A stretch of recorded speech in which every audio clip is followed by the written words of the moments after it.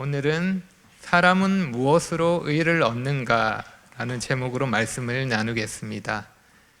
사람은 무엇으로 의를 얻는가? 왠지 많이 들어본 제목인 것 같죠? 우리 성도님들은 이 제목이 어디서 왔는지 다 아실 것 같습니다. 혹시 오늘 설교 제목이 어디서 왔는지 모르겠다 하시는 분이 계시면 지난 주일 설교를 다시 한번 들어보시기 바랍니다. 그러면 잘 알 수 있을 것입니다. 사람은 무엇으로 의를 얻을까요? 우리는 이 질문에 대한 답을 알고 있습니다. 답은 믿음으로입니다.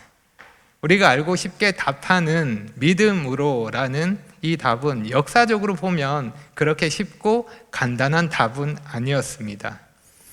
오직 믿음으로, 이것은 종교개혁을 일으킨 중요한 진리였습니다. 종교개혁가 칼뱅은 의를 얻게 하는 이 믿음을 열린 손으로 비유했습니다. 믿음은 하나님이 주시는 선물을 받으려고 손을 내미는 것과 같다라고 말했습니다. 당시에 수많은 사람들이 이 진리를 알지 못한 채 자신의 노력으로 의에 이르려고 노력했습니다. 그들에게 있어서 믿음으로라는 이 진리는 그야말로 복음이었습니다. 그런데 생각해보면 믿음으로라는 이 진리가 개혁을 일으켰던 시기는 종교개혁 때만은 아닙니다. 종교개혁이 있기 오래전에 바울 당시에도 그러했습니다. 그만큼 사람들에게 믿음으로라는 이 진리는 제가 손을 흔들어서 인사하는 것처럼 어색한 것이었습니다. 사람들이 가지고 있었던 생각이나 전통과는 맞지 않는 일이기 때문입니다. 특히 유대인들에게는 더욱 그러했습니다. 개혁과도 같은 일이었습니다. 그래서 바울은 의롭다 하심을 얻는 것이 믿음이라는 것을, 이 진리를 설명한 후에 이어지는 오늘 본문에서 확실한 증거를 제시합니다. 그냥 믿음으로 얻는 의에 대해서 말한 것이 아니라 그것을 확증해 줄 수 있는 증거를 제시하는 것입니다. 우리도 그럴 때가 있는 것 같습니다. 내가 생각하고 있는 것과 좀 다른 것을 누군가 말하면 잘 듣지 않습니다. 그냥 걸러내는 겁니다. 나와 가까운 사람, 특히 가족이 그런 말을 하면 잘 듣지 않고 내 고집대로 할 때가 많습니다. 우리 자매님들 많이 느끼실 수 있을 것 같습니다. 경험적으로 남편에게 뭔가 말할 때 남편이 잘 듣던가요? 제 경험상 잘 안 듣는 것 같습니다. 정말 어떤 경우는 징그럽게 말을 안 들을 때도 있습니다. 그럴 때 전문가의 말을 가져오거나 검증된 결과, 증거가 있다고 이렇게 이야기하면 조금은 달라질 수 있습니다. 상황은 달랐지만 아마 바울도 그러했을 것입니다. 믿음으로 말미암는 의에 대해서 진리를 선포했지만 많은 사람들, 특히 유대인들은 이 진리에 대해서 받아들이기가 쉽지 않았을 것입니다. 그래서 바울은 이 진리가 그들의 생각, 그들의 전통을 깨뜨릴 수 있도록 그들의 생각을 개혁하기 위해서 확실한 증거를 제시하는 것입니다. 무엇이 그들에게 확실한 증거가 될 수 있을까요? 무엇이 우리에게 확실한 증거가 됩니까? 성경입니다. 바울은 구약 성경을 가지고 와서 그들에게 이 진리를 증명합니다. 사람이 믿음으로 의를 얻는다는 진리, 그 진리는 바울이 새로 만들어낸 것이 아니라 이미 율법과 선지자들에게 증거를 받은 것이라고 했었습니다. 그리고 그 증거를 제시하는 것입니다. 율법과 선지자들이 증거한 그 진리, 바울은 아브라함을 예로 설명합니다. 아브라함이 그 증인이 되어 줄 것입니다. 쉽게 말하면 믿음으로 의롭다 하심을 얻는다는 진리를 확증하기 위해서 아브라함을 증인으로 초청한 것입니다. 유대인에게 있어서 아브라함은 아주 특별한 인물입니다. 하나님은 아브라함에게 그로 큰 민족이 되겠다 하시고 하나님이 주시는 땅에서 복을 받겠다고 받을 거라고 약속하셨습니다. 아브라함으로 말미암아 이스라엘이 시작되었습니다. 아브라함은 육신으로는 유대인의 조상이었고 뿐만 아니라 경건에 있어서는 그들의 모델이 되었습니다. 유대인들은 아브라함을 공경했습니다. 그들의 대표적인 문헌, 유대교의 문헌을 보면 유대인들이 아브라함을 어떻게 생각했는지를 알 수 있습니다. 그 문헌에 보면 희년서라는 문헌이 있는데 그 희년서에서 아브라함에 대해서 이렇게 말합니다. 아브라함은 주님에 대한 모든 행위에서 완전했고 그의 온 삶을 의로써 하나님을 기쁘시게 했다. 엄청난 평가를 하고 있습니다. 그리고 실학서라는 문헌에 보면 이렇게 기록되어 있습니다. 아브라함은 수많은 민족들의 위대한 조상이었고 어느 누구도 영광에서 그와 같은 자를 찾을 수 없었다. 그는 지극히 높은 자의 율법을 지켰고 그분과 언약을 맺었다. 그는 육신으로 그 언약을 보증했고 시험 받을 때 신실함을 증거했다. 유대인들은 아브라함을 이렇게 생각했던 것입니다. 의인으로 생각했고 순종의 모델로 생각했습니다. 그가 율법을 잘 지켰기에, 할례를 받았기에, 순종으로 시험을 통과했기에 하나님의 의에 이른 것으로 그들의 삶의 본이 된다고 생각했던 것입니다. 바울은 그들에게 그럼 과연 너희가 생각하는 것이 맞는지 한번 살펴보자. 아브라함의 삶이 무엇을 교훈하는지, 성경이 무엇을 말하는지 보자. 이렇게 말하는 것입니다. 우리도 함께 보겠습니다. 바울이 아브라함을 통해서 확증하는 것 세 가지로 살펴보겠습니다. 바울이 아브라함을 통해 확증하는 것 첫째로, 아브라함은 행함이 아니라 믿음으로 의롭다 하심을 받았습니다. 행함이 아니라 믿음입니다. 1절과 2절입니다. 그런즉 육신으로 우리 조상인 아브라함이 무엇을 얻었다 하리요? 만일 아브라함이 행위로서 의롭다 하심을 받았으면 자랑할 것이 있으려니와 하나님 앞에서는 없느니라. 바울은 만일이라고 하면서 가정을 해서 한번 생각해 보자는 겁니다. 만약 아브라함이 행위로 의롭다 하심을 받았으면 자랑할 것이 있을 것입니다. 행위로 얻었다면 내가 한 일의 결과로 얻은 것이니까 자랑할 만한 것입니다. 그런데 아브라함이 하나님 앞에서 자랑할 수 있을까요? 사람이 하나님 앞에서 자랑할 수는 없습니다. 아무도 그렇게 할 수는 없습니다. 아브라함이라 할지라도 하나님 앞에서 자랑할 것은 없습니다. 성경이 이것을 증언하기 때문입니다. 3절입니다. 성경이 무엇을 말하느냐? 아브라함이 하나님을 믿음에 그것이 그에게 의로 여겨진 바 되었느니라. 너무도 분명한 증거입니다. 이 말씀은 창세기 15장에 나오는 말씀인데 아브라함이 의롭다 하심을 얻은 그 현장에 가서 한번 생각해 보자는 것입니다.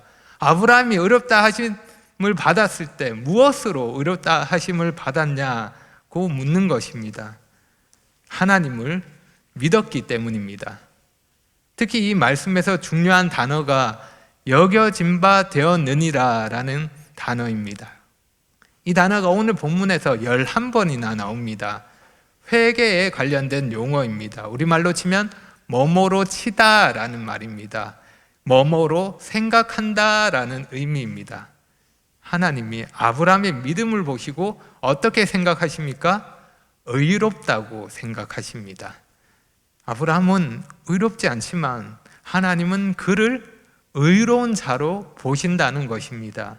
아브라함은 완벽하지 않지만 하나님은 마치 그런 자처럼 보신다는 것입니다. 바울은 이것을 일하는 것으로 비유합니다. 4절과 5절입니다. 일하는 자에게는 그 삭시 은혜로 여겨지지 아니하고 보수로 여겨지거니와 이를 아니할지라도 경건하지 아니한 자를 의롭다 하시는 이를 믿는 자에게는 그의 믿음을 의로 여기시나니. 우리가 일을 해서 돈을 받으면 그것은 일한 대가입니다. 하지만 일하지 않고 행위와 무관하게 품삯을 받으면 그것은 은혜입니다.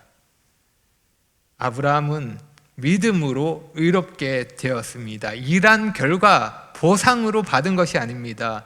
일한 것이 없지만 은혜로 받은 선물이라는 것입니다. 바울은 여기서 아브라함뿐만 아니라 다윗도 같은 진리를 확증하고 있음을 증인을 한 명 더 부릅니다. 믿음으로 의롭게 되는 것, 율법과 선지자들의 증언을 받은 것인데, 율법이라고 할 수 있는 모세오경에서 아브라함을 초청했다면 이번에는 선지자들의 기록이라 할 수 있는 다윗을 통해서 다윗의 증언을 가지고 와서 증언하는 것입니다. 6절에서 8절입니다.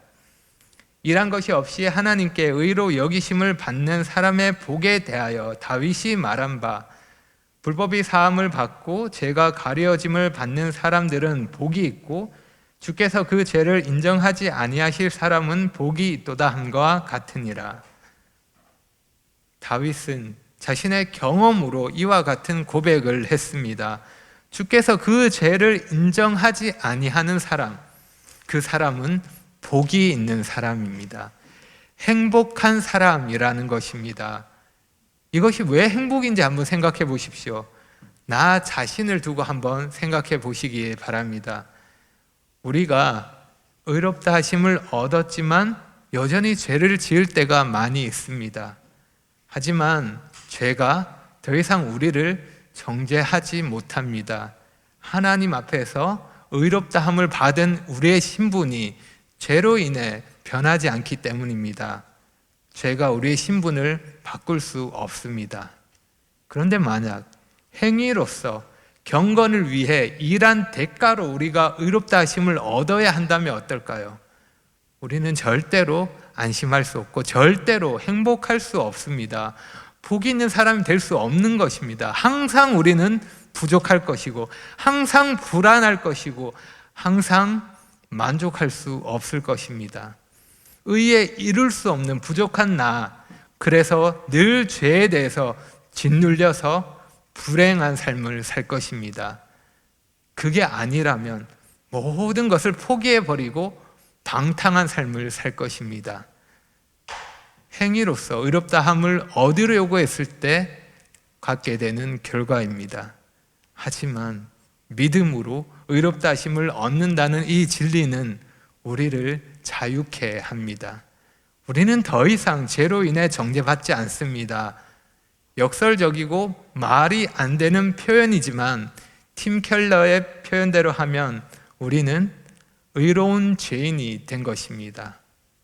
행위가 아니라 믿음으로 의로운 죄인이 되었습니다.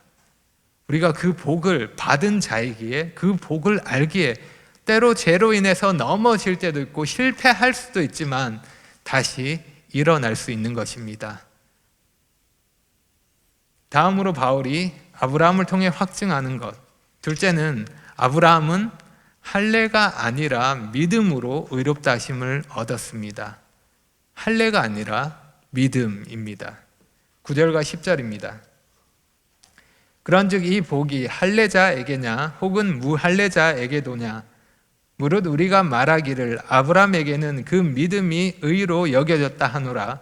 그런즉 그것이 어떻게 여겨졌느냐, 할례시냐 무할례시냐, 할례시가 아니요 무할례시니라. 다시 아브라함으로 돌아와서 바울은 이렇게 질문하는 겁니다. 의롭다 하심을 얻으려면 할례가 꼭 필요하다고 생각하느냐? 아브라함을 생각해 봐라. 아브라함이 의롭다 하심을 받은 것이 언제냐? 할례를 받기 전이냐? 할례를 받은 후냐? 아브라함이 할례를 받아서 의롭다 하심을 얻은 것이냐? 바울이 이렇게 묻는 것입니다. 이 질문의 답은 너무도 분명합니다. 아브라함이 의롭다 하심을 얻은 것은 할례를 받기 전입니다. 의롭다 하심과 할례는 연관관계가 없는 것입니다. 무관합니다. 창세기 15장에서 의롭다 하심을 얻은 아브라함은 창세기 17장에 가서 할례를 받습니다. 학자들은 15장과 17장 이 사이의 기간을 대략 14년 정도로 추정합니다. 랍비들은 이 사이의 기간을 29년 후의 일로 보기도 합니다. 아브라함은 의롭다 하심을 받고 오랜 시간이 지난 후에야 할례를 받았습니다. 그래서 할례는 의롭다 하심의 조건이 아닙니다. 결과로서 표로 주어진 것입니다. 11절과 12절입니다. 그가 할례의 표를 받은 것은 무할례 시에 믿음으로 된 의를 인친 것이니 이는 무할례자로서 믿는 모든 자의 조상이 되어 그들도 의로 여기심을 얻게 하려 하심이라. 또한 할례자의 조상이 되었나니 곧 할례 받은 자에게뿐 아니라 우리 조상 아브라함이 무할례 시에 가졌던 믿음의 자취를 따르는 자들에게도 그러하니라. 여기서 할례는 표와 인침이라고 설명합니다. 상징적인 의미를 가지는 것으로 할례를 통해 자기가 언약 백성임을 기억할 수 있도록 표시를 하는 것입니다. 하지만 그 표시가 내가 어떤 사람인지를 결정하는 것은 아닙니다. 예를 들어 학생이 교복 입은 모습을 한번 생각해 보십시오. 교복은 학생에게 가장 잘 어울리는 학생의 신분을 보여주는 옷입니다. 그런데 학생이 아니라 제가 교복을 입는다면 어떨까요? 충격적인가요? 저도 교복을 입을 수 있습니다.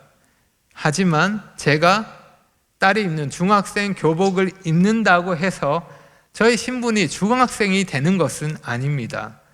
단지 교복을 입는다고 해서 학생이 아닌 사람이 되는 것은 아닙니다.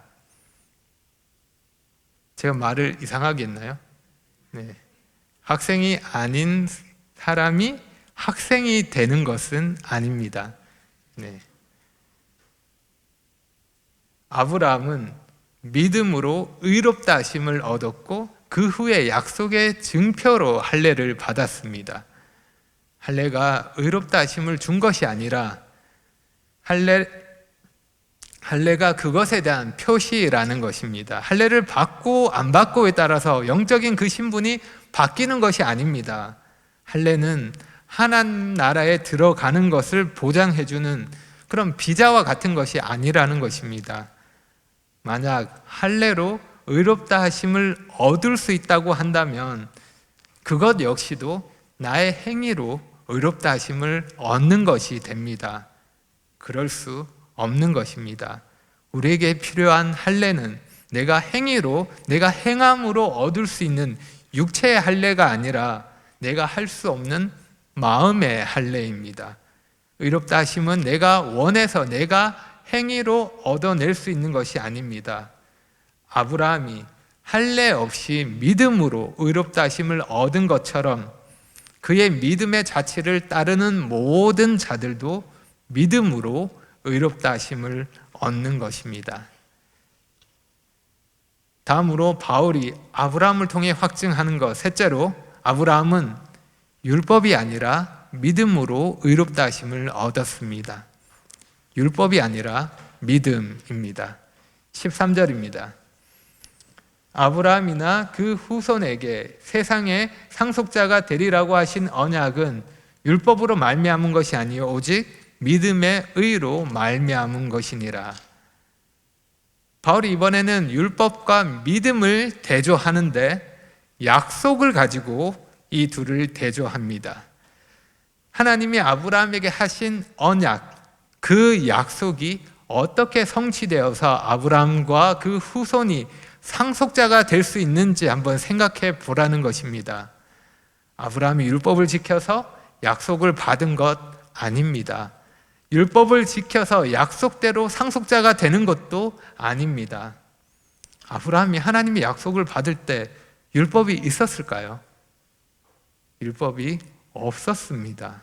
율법은 약 430년 후 모세를 통해서 주어진 것입니다. 아브라함 때에는 율법이 존재하지도 않았고 순종할 수도 없었습니다. 하나님은 율법과 관계없이, 아브라함의 어떠함과 관계없이 일방적으로 언약을 맺으셨고 신실하게 그 언약을 지키셨습니다. 갈라디아서 3장 17절을 보면 이렇게 말씀합니다. 내가 이것을 말하노니 하나님께서 미리 정하신 언약을 430년 후에 생긴 율법이 폐기하지 못하고 그 약속을 헛되게 하지 못하리라. 약속의 성취, 상속자가 되는 것은 율법으로 되는 것이 아닙니다. 만약 율법으로 된다고 한다면 이것은 심각한 문제를 가지고 옵니다. 14절입니다. 만일 율법에 속한 자들이 상속자이면 믿음은 헛것이 되고 약속은 파기되었느니라. 이 말씀이 무슨 의미냐면 어떤 사람도 상속자가 될 수 있을 만큼 율법을 지킬 수 없기 때문에 문제가 된다는 말입니다. 그렇기 때문에 믿음이 아니라 율법을 따르는 것은 결국 하나님이 하신 약속을 파기시키는 일입니다. 있을 수 없는 일입니다. 하나님이 만약 율법을 행함으로 의롭다 하심을 얻게 한다고 한다면 결국은 하나님이 말씀하신 약속을 하나님이 스스로 깨는 것이 되는 일입니다. 절대로 있을 수 없는 일입니다. 따라서 율법은 의롭다 하심에 이를 수 있는 길이 아닙니다. 율법이 할 수 있는 것은 우리의 부족함을 보여주는 것입니다. 15절입니다. 율법은 진노를 이루게 하나니 율법이 없는 곳에는 범법도 없느니라. 율법은 죄를 알게 하고 하나님의 진노가 있음을 깨닫게 하는 것입니다. 율법은 우리가 율법을 지킴으로써 상속자가 될 수 없다는 사실을 알게 합니다. 절대로 율법을 통해서 상속자가 될 수 없습니다. 의롭게 될 수 없다는 것입니다. 그리고 이 율법은 은혜를 얻기 위해 믿음으로 나아가게 합니다. 16절입니다. 그러므로 상속자가 되는 그것이 은혜에 속하기 위하여 믿음으로 되나니 이는 그 약속을 그 모든 후손에게 굳게 하려 하심이라. 율법에 속한 자에게 뿐만 아니라 아브라함의 믿음에 속한 자에게도 그러하니 아브라함은 우리 모든 사람의 조상이라. 믿음으로라는 이 답은 이렇게 하나님이 주신 언약, 그 약속을 통해서도 증명됩니다. 하나님이 주신 약속이 저주가 아니라 복이 되기 위해서는, 은혜가 되기 위해서는 율법이 아니라 믿음입니다. 믿음밖에 없는 것입니다. 그리고 율법이 아닌 믿음은 혈통과 문화나 나라나 시대를 초월합니다. 아브라함이 믿음 안에서 우리의 조상이 되는 것입니다. 아브라함은 모든 믿는 자들의 조상이 되고 믿음으로 우리는 아브라함의 후손이 되는 것입니다. 유대인이 아니지만 믿음으로 아브라함의 자손이 되는 것입니다. 정리하면 아브라함은 믿음으로 의롭다 하심을 얻었습니다. 행함도 아니고 할례도 아니고 율법도 아니고 오직 믿음으로 된 일입니다. 이어서 바울은 17절부터 아브라함의 믿음이 어떠한 것인지 말씀합니다. 아브라함은 하나님을 죽은 자를 살리신 분으로, 없는 것을 있는 것으로 부르시는 분으로 믿었습니다. 아브라함은 바랄 수 없는 중에 바라고 믿었으며 자기 몸이 죽은 것 같고 사라의 태가 죽은 것 같음을 알고도 믿었습니다. 아브라함은 약속을 의심하지 않고 오히려 믿음이 견고하여져서 하나님이 약속하신 것을 능히 이루실 줄로 확신했습니다. 그래서 결론입니다. 22절입니다. 그러므로 그것이 그에게 의로 여겨졌느니라. 아브라함은 이렇게 믿음으로 의롭다 하심을 얻었습니다. 마지막으로 바울은 이 진리를 적용합니다. 23절에서 25절입니다. 그에게 의로 여겨졌다 기록된 것은 아브라함만 위한 것이 아니요 의로 여기심을 받을 우리도 위함이니 곧 예수 우리 주를 죽은 자 가운데서 살리신 이를 믿는 자니라. 예수는 우리가 범죄한 것 때문에 내줌이 되고 또한 우리를 의롭다 하시기 위하여 살아나셨느니라. 아브라함이 믿음으로 의롭다 하심을 얻었다는 진리는 아브라함만을 위한 것이 아닙니다. 우리를 위한 것이기도 합니다. 아브라함이 하나님을 믿음으로 의롭게 된 것처럼 우리도 하나님을 믿음으로 의롭게 됩니다. 아브라함이 죽은 자를 살리시는 능력의 하나님을 믿은 것처럼 우리도 예수님을 죽은 자 가운데서 살리신 능력의 하나님을 믿는 것입니다. 약속하신 것을 능히 이루시는 그 하나님을 믿는 것입니다. 그리고 그 믿음이 우리에게 의로움을 주는 것입니다. 제가 딸들이 어렸을 때 자주 봤던, 함께 읽어주고 봤던 그림책이 있습니다. 제가 좋아했던 책인데 책 제목이 우리 아빠가 최고야 라는 책입니다. 왜 좋아했는지 이해가 되시죠? 아빠들이 가장 좋아하는 그림책이 아닐까 하는 생각이 듭니다. 그 책을 보면 아빠가 모든 것을 다 할 수 있는 모습으로 그려집니다. 아빠가 슈퍼 히어로입니다. 책에서 아빠를 많이 과장해서 표현하는데 아빠가 못하는 것이 없습니다. 책에 나오는 아빠와 현실 아빠 많이 다르기에 어린 자녀에게만 통할 수 있는 그런 그림책인 것 같습니다. 아이들이 클수록 아빠가 그런 모습이 아니라는 것을 알아갑니다. 그런데 그 책에서 마지막에 가서 강조하는 것이 있습니다. 책에 나오는 아빠와 현실 아빠를 연결할 수 있는 유일한 부분이기도 합니다. 우리 아빠가 최고인 진짜 이유에 대해서 마지막에 가서 설명합니다. 뭔지 궁금하십니까? 의도하지 않게 책의 중요한 부분을 제가 스포일러 하는 것 같긴 한데, 우리 아빠가 최고인 진짜 이유에 대해서 이렇게 말합니다. 아빠가 나를 사랑하니까. 지금도 그리고 앞으로도. 그래서 아빠가 최고라는 겁니다. 딸들이 아빠인 저에 대해서 어떻게 생각할지는 잘 모르겠습니다. 하지만 제가 분명히 알게 되는 것은 아빠인 나에게도 정말 그런 아빠가 있구나 하는 사실입니다.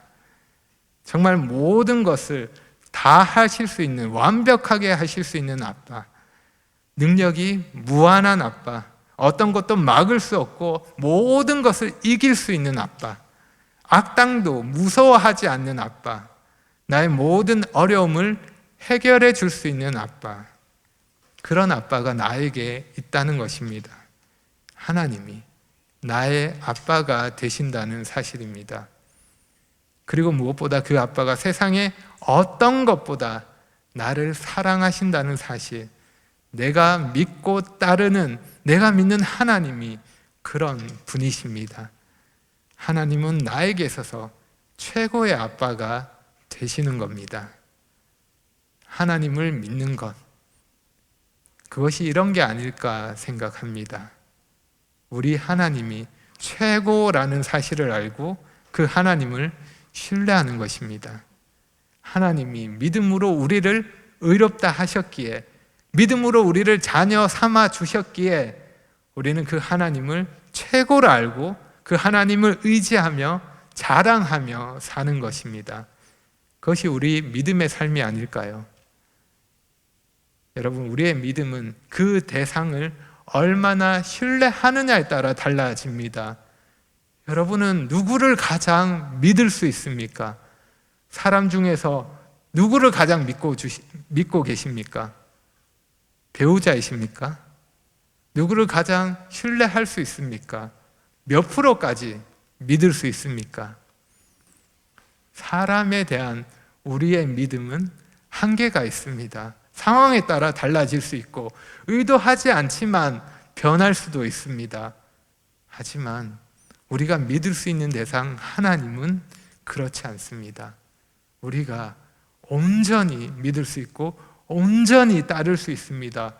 우리가 100% 확신하며 믿을 수 있는 분이십니다. 그러니 여러분, 우리를 믿음으로 받아주신 그 하나님을 우리도 신뢰하시기 바랍니다. 최고가 되시는 하나님, 그 하나님을 믿음으로 바라보시고 의롭다 하심을 받은 자답게 믿음으로 살아가시기 바랍니다. 어린아이가 아무런 의심 없이 아빠를 따르고 의심 없이 의지하는 것처럼 믿음으로 우리의 최고의 아빠가 되는 그 하나님을 따르고 그렇게 살아가시기 바랍니다. 물론 우리의 삶은 완전하지 않습니다. 믿음으로 의롭다 하심을 받았지만 우리의 삶은 그 의롭다 하심과 맞지 않을 때가 많습니다. 어울리지 않을 때가 많습니다. 우리의 삶은 우리의 신분과 자주 어긋날 때가 많은 것입니다. 믿음의 조상 아브라함도 그러했습니다. 하지만 아브라함도 연약했고 실패했지만 그럴지라도 아브라함은 하나님을 바라봤습니다. 그 약속을 신뢰했습니다. 실패할 때도 있었지만 다시 하나님을 의지했던 것입니다. 우리도 그러해야 합니다. 우리도 우리의 실패나 과거에 얽매이지 않고 사로잡힌 것이 아니라 하나님이 약속하신 그 말씀을 붙들고 하나님께 한 걸음 더 가까이 다가가야 할 것입니다. 하나님을 가까이 할수록, 하나님을 알면 알수록 우리가 그분을 더 신뢰할 수 있기 때문입니다. 그리고 그 모든 과정에서 우리는 하나님을 믿음으로 경험할 수 있을 것입니다. 기도하겠습니다.